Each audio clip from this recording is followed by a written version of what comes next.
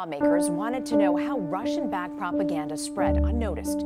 I think we know two things at this point, right? One thing is there were clearly attempts, Russian attempts, to get involved in the 2016 US presidential elections. And so we have reports by intelligence reports. We have all sorts of things now that have been released by Twitter to the public about Russian troll accounts. We have, accounts, advertising accounts, things that were bought on Facebook.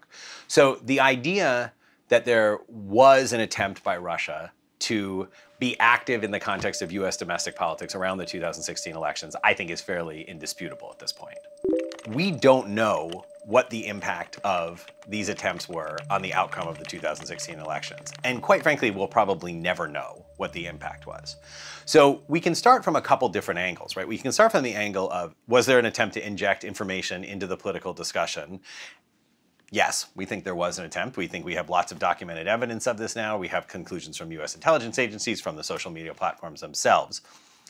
But as social scientists, we have to start to ask questions about, well, how do we think they change votes? So there's essentially two ways this could happen. One is you could convince people who were Hillary Clinton supporters to support Donald Trump. Well, most people who were Democrats supported Hillary Clinton, right? And so the question then becomes, okay, what do we need to do to actually change someone who's a supporter of Hillary Clinton to become a supporter of Donald Trump? At that point, we start to get into big questions that we don't know the answer to about exposure.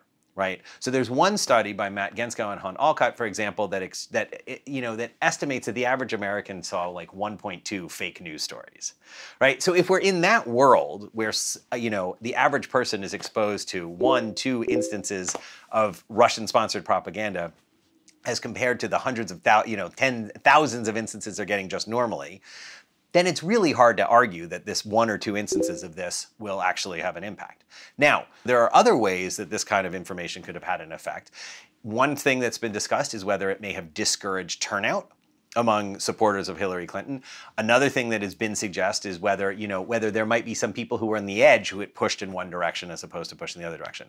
The bottom line is we don't know the answer to that question right now. When we recently uncovered this activity, we provided that information to the special counsel. There's a few things that we can talk about.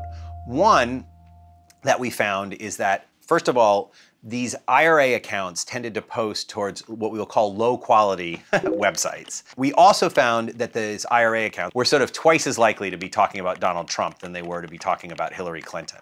Now, one of the most interesting things we found that we've never seen anybody discuss previously is that these IRA accounts were much more likely to be sharing news from local media sources. So 10 times as likely to share local media sources as were the sort of our random groups of Twitter users. Now, the interesting thing is they were sharing local media sources, but it was local media sources talking about national politics.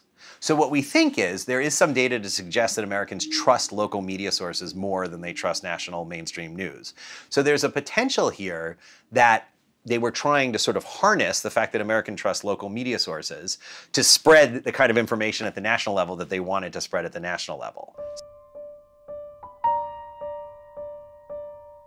I think the lasting impact of Russia attempting to meddle in US elections is not so much that Russia is going to go around and disrupt elections around the world, or even that Russia is still going to come and disrupt the 2018 US elections, but that the cat's out of the bag in that there was a toolkit that was set up and there was a set of playbooks of things you could try to do and ways you could try to use online media.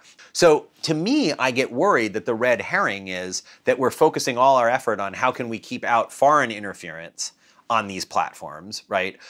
But now what Russia really has shown is a set of tools, right? That you can set up fake, if you can set up fake accounts, but that you can, you can feed news, you can use ads to sort of target news at particular people, you can use disinformation, in particular ways. And the people who really have the incentive to do this are the domestic political actors.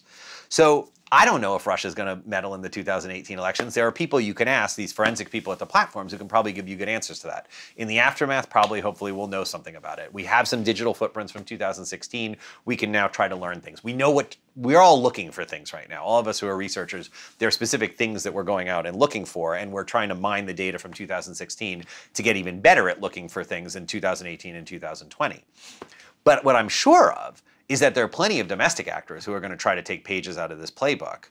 What scares me more about fake news is not that people see fake news and believe it's true, but that people see true news and are no longer able to know it's true.